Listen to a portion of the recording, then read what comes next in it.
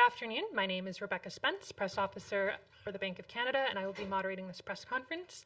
Governor Macklem will be pleased to take questions for 20 minutes. Before asking your question, please state your name and affiliation. We are webcasting this press conference, so please use the wireless microphone, which my colleague will bring to you. We also have journalists participating remotely today, so we'll do one question in the room first and then go to the call to try to make sure every outlet gets a chance to ask a question, but we are tight for time, so just letting you know that now. The Governor will be happy to answer questions in both official languages. Avant de poser une question, prière de vous identifier. Je vous demanderai également d'utiliser le micro sans fil libre à vous de poser vos questions de la langue officielle de votre choix. And we're going to get started on the left here with Christine. Thank you very much. Hi, Governor. Christine Dobby with Bloomberg News. Thanks for taking the time today. I wanted to come back to the idea of what we heard from the U.S. this week. I know you addressed this in your comments earlier, but considering how Canada is a lot more rate sensitive than the U.S. and we're starting to see slower growth in the economy here, is there a risk to delaying the consideration of rate cuts here? There are risks on both sides. And as I said, we are in a difficult part of this monetary cycle.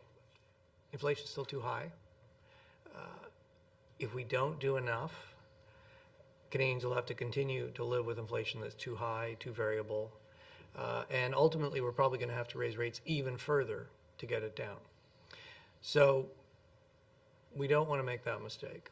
On the other hand, we don't want to overdo it. We don't want to make this more difficult than it needs to be. What we can see is that monetary policy is working largely as expected. It is relieving inflationary pressures, and increasingly the conditions look to be in place to get inflation back to the 2% target. But it is not assured yet. There are risks, and so we're not taking further increases off the table. If we need to do them, we will. We haven't yet been discussing rate cuts, and I expect what we will be discussing is more, how long do we need to stay? How long do rates need to stay elevated? Go next to Mark. Thanks so much, Mark Riddle with the Globe and Mail. On that question about the discussions you're having around the Governing Council table, in October, the decision seemed to be, or the minute suggested there was a split on the council about how to proceed. And I'm wondering, as we're getting closer to a potential point of rate cuts, do those decisions become more difficult? Or are you at a point where there is more divide on the council? Well, Mark, just to be clear on the deliberations and the summary of deliberations. There was a clear consensus at our last meeting and the previous one that we should stay where we are. Monetary policy is working. It's working its way through the system. There's more effects to come, and we could be patient and let those feed through. Where there was some, and that's what we're deciding on when we meet is what to do with the current rate decision. Different members of council may have different views about the future path, but that's not what we're deciding on. And yes, in the previous summary of deliberations, there was some discussion that some members of the council felt that it was more likely than not that rates would have to go higher. Others thought it was more likely than not that they could stay where they were for a period of time. To get inflation back to target. I think this time around, the data since that decision is increasingly pointing towards monetary policies working. Some of the key bits of data, national accounts, the labor force data we got, CPI data, they're all pointing in the right direction. And so, of course, there's still some there's some diversity of views. I think that's a healthy thing. But the members did agree that the likelihood that monetary policy was sufficiently restrictive to achieve the inflation target had increased. They also agreed, though, that risks remain, and they felt they agreed that it was important to reiterate that we are prepared to raise the rate further if needed. We'll go next to Amanda. And you'll get the summary deliberations in another week or so. You'll have it all. Amanda Langbian and Bloomberg. Governor, you identified this disconnect between the excess capacity coming out of the economy, but also some of those areas like shelter, non-durables, food that aren't responsive to monetary policy the way they might have been in the past. Is there a line you have to walk in which you can call victory on a path to 2% on parts of the economy, but acknowledge that the supply-demand picture in shelter puts it beyond your control? Look, ultimately, I mean, our target is total CPI inflation, and there's a good reason for that. That's what, that is the best overall measure of the cost of living that Canadians are facing. Now, even when you're at 2%, it's not like everything is going up at 2%. Some things are going up faster, some things are going up slower, but when you put the whole basket together, it's going up around 2%. And, we never are trying to control different sectors. We're really just trying to control overall inflation. So, and there are always some parts of inflation that we really have no influence over. We have no influence over global oil prices. We don't have much influence over global agricultural prices. So there are always going to be parts that you don't have much influence on. And, to some extent, and that's partly why inflation does fluctuate. It's not literally 2. But if you're managing things well, most of the time inflation, and the shocks aren't too big, most of the time inflation's between 1 and 3. With respect to housing, we certainly identified that is putting some upward pressure on inflation. You're seeing, much of the rest of the economy, durable goods, semi-durable goods, shelter, services, inflation is all coming down reasonably well. It's below 2%. Some of it's just a little over 2%, but it's looking pretty normal. Yes, shelter services are keeping some upward pressure on inflation. And that's one of the reasons why, that's probably the most important reason why, if you look at our forecast, inflation's coming down pretty gradually. In fact, the next few months it's probably going to bounce around 3 something. Before as you get further into the year, we expect it'll start to come down. So yes, we need to watch that closely. We have some flexibility about how fast we get back to target, but we've been above target for 2 years, and so it's important that we really see further and sustained downward momentum in core inflation, and we are assured we're on a track back to 2%. We'll go to our last question in the room before going to the call. So, Alicia. Thank you, Governor, for taking our questions. I want to flash back to actually earlier this year. When you first held rates in March, you received many questions at that press conference about rate cuts right away. Markets started pricing in rate cuts, and we saw some momentum in the housing market. I'm just wondering, how did that affect your thinking about communicating the bank's decisions and the potential of rate cuts? Well, we communicate it the way we see it. And the way we saw it, if you go back to the January decision, the beginning of the year, we had raised rates very rapidly, was the most rapid actual increase in the bank's history. And we decided to pause to let that feed through and see if monetary policy was sufficiently restrictive to get us back to 2% inflation. And we indicated at the time that it was going to take some accumulation of evidence. It's probably not going to be one meeting, in other words. And I think that that was how we were feeling, and I think it made a lot of sense given that we'd raised rates so rapidly. You get to the summer, with some accumulation of evidence, it became increasingly clear to us that monetary policy was not sufficiently restrictive. We nudged rates up twice further in June and July, bringing the policy rate to 5%. And since then, we've really been taking it very much one meeting at a time. And I think, the situation is quite different than in January. It's not as if we'd raised rates super rapidly and we're waiting for it to feed through. A lot of it had fed through. We pushed it up another 50 basis points. But it was quite a different situation. And as I indicated, and so against that background, yes, we're at that point. Have we done enough? Maybe yes, maybe no. I think increasingly the conditions are suggesting that monetary policy is working. Inflation is coming down, but that's not assured, and risks remain. So, we're trying to balance both those risks, and we're taking it a meeting at a time. We'll go to the call now. So I just want to remind journalists on the call to mute their line if they're not asking a question. We're going to go first to David Lundgren of Reuters, followed by Paul Vieira of the Wall Street Journal, and then Greg Quinn from Market News. So go ahead, David. Thank you very much. Governor, despite what you've said about it being too early to talk about interest rate cuts, markets are pricing in a 25 basis point cut as early as April. Is there something they're not understanding in your message? Is there a reason for this apparent disconnect? Look, I'm gonna leave it to markets to, what I think we can do is we can articulate to markets what are we looking at.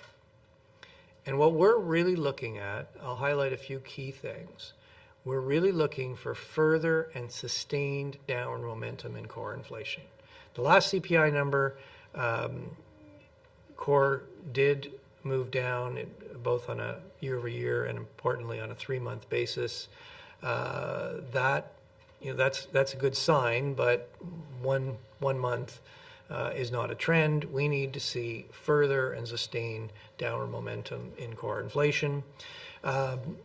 We need to see some moderation in wage growth. We're not going to get to 2% inflation with 4 to 5% wage growth unless we see a spectacular rise in productivity growth.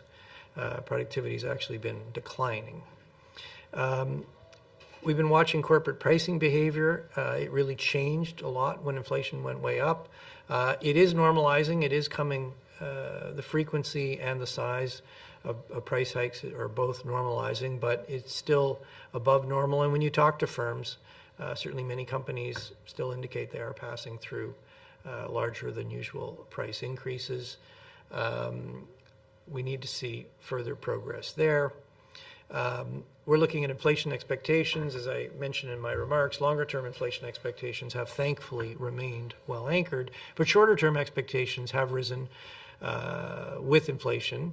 And they're coming down, but they're not coming down as fast as inflation or even as fast as our own forecasts. We do need to see further declines in near-term inflation expectations. We need to see those start to come in line with the inflation target. So, and then of course the other thing we're watching closely is the overall balance between demand and supply. We're now basically the end of the year, and at this point we think excess demand. We're no longer in excess demand. Economy's better balanced. That is relieving price pressures. So the conditions are increasingly in place, but we need. These are key indicators of where inflation is going. We're watching those closely to be assured that we're clearly on a path back to 2% inflation. We're not there yet. Go ahead, Paul.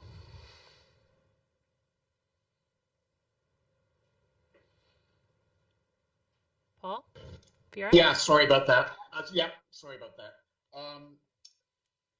Governor, you talked about how it's too early to talk about rate cuts, but missing from the speech was any warning about the need to raise rates further. Is the Bank of Canada done raising rates? We may be done. We may not be done. I think it was pretty clear that if risks materialize, we are prepared to raise rates further. So on the risk front, mean, there's a number, I outlined in my remarks, there's a number of things you can point to, whether it's geopolitical risks, climate risks, that further disruptions in supply chains, trade disruptions. There are some things you could point to that could make it more difficult to get inflation back down or even push inflation up. When we say, as the Governing Council, that we are concerned that risks to the inflation outlook remain, when we talked about it, we talked about two types of risks. And one type of risk was that we are seeing some disinflation. We're seeing inflation come down. One risk is that it comes down, but it stalls. That decline stalls materially above the 2% target. We are committed to getting all the way back to 2%. So that's one kind of risk. The other kind of risk is that there's some new events that push inflation back up, and particularly if you've been above your target for 2 years, you're going to be pretty alert, pretty alive to things that are pushing inflation back up. So, that is, concern about those risks is why we underlined that we are prepared to raise rates further. Coming back to the first part, as I said, monetary policy is working. It's working largely as we expected. Our own forecast has inflation coming gradually back down to the target. And when we see clear evidence that we're on that path to 2%, yes, at that point it will be time to discuss if and when to cut interest rates, but we're not there yet. Go ahead, Greg. Good afternoon. In October, I believe the bank said inflation could take until 2025 to return to the 2% target. I mean, you said today, 2% inflation is coming more clearly into view. Is there any case now where there's a good scenario where we get back to normal in 2024? Well, Greg, I don't have an updated forecast for you today. We're working. We're starting to work on our new forecast, and we'll publish that at our January decision. So at that point, I can give you a more precise answer to that question. Look, I think the broad strokes are, I think by the end of 2024, we should be getting close to the 2% target. In our forecast published in October, we were back to the target in 2025. Broad strokes, inflation's 3.1. I think the next number of months, there's going to be some bouncing around, probably around where we are. And as we get into 2024, further into 2024, we expect to see it start to move more down towards the target and be, getting close to the target by the end of the year. But as I said, we will be updating that. We're going to get some more CPI numbers before our January decision, and we'll be updating that forecast with the latest available information. Next on my list, I have Najoud Al-Maliz from the Canadian Press, and then Reed Southwick from CBC. Go ahead, Najoud. Hi, Governor. I'm wondering, if we went back a year, how would you have felt if you knew we would be where we are today with inflation and the economy overall? And I'm wondering, what's your hope for 2024? Well, as I mentioned in my remarks, I think there's a couple key things that the last year, I think, has really brought home for us. I think one thing that is really brought home for us, really the last couple of years, is just how painful inflation is for people. I talked about this at length in St. John, but it's quite remarkable. You look at consumer confidence; it's near an all-time. It's at recessionary low, even though the unemployment rate at 5.8% is basically what it was pre-COVID, when the economy was doing pretty well.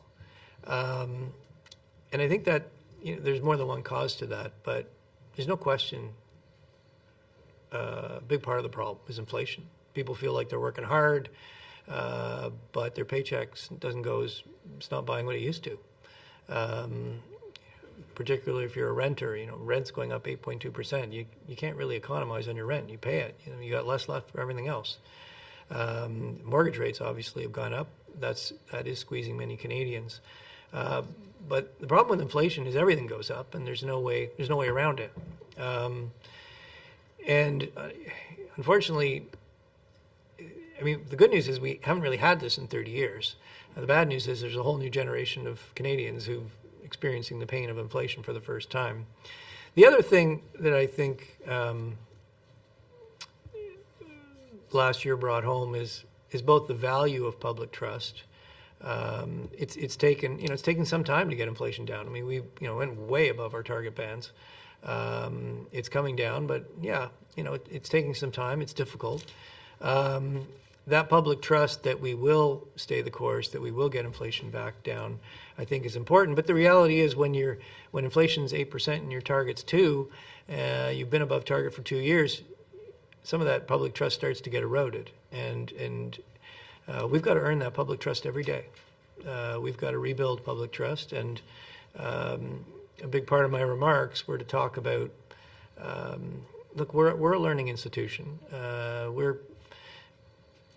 We are adapting. We're trying to communicate better. We're trying to communicate more where people want to receive their communication. We're using social media. We're using more video, more television. We are trying to adapt. We know monetary policy works better when people understand it.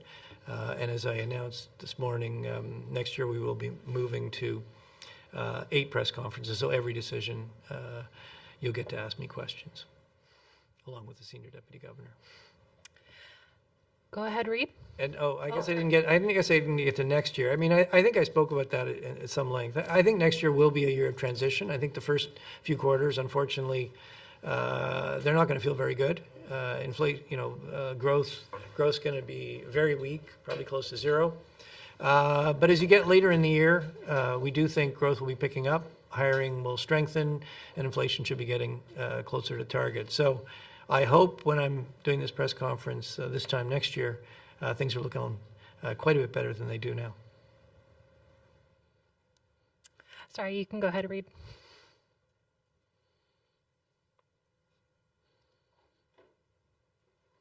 Reid Southwick from CBC. Are you still on the call? Maybe not.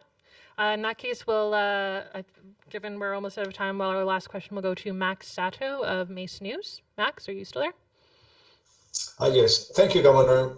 My question is about bank's latest initiative to increase communications with the public you announced today, and wondering if you could give us your current assessment of costs and benefits of ever releasing the interest rate levels predicted by the members of the council. Releasing the interest rate forecasts of the council members? Is that what you're saying? That's correct. Right. Well, I think what we need to decide on is the interest rate decision we're taking on the day we're taking the decision. And in the summary of deliberations, we provide quite a lot of information on how the council is thinking about it. We don't name members. We have a consensus-based system, but we do provide a fair amount of information about the issues, the points, the risks, the perspectives that different council members are bringing to that decision. We do discuss where interest rates might need to go in the future, but that's not something we need to decide on at the meeting. We're not really trying to achieve a consensus on that. What we have to achieve a consensus on is the decision at hand. And as you roll forward, as data comes out, typically what happens is if different people's views start to coalesce because the data informs those decisions. So we do publish a detailed monetary policy report with a forecast of inflation and GDP.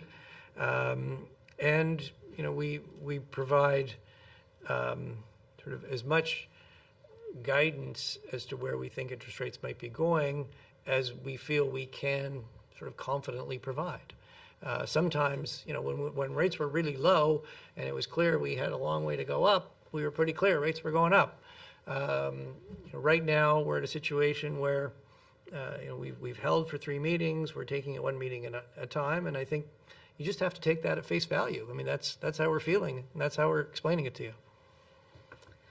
And that's all the time we have for today. So thank you, everyone who participated in the room and online. Have a good day. Thank you, and I hope everybody gets a good holiday.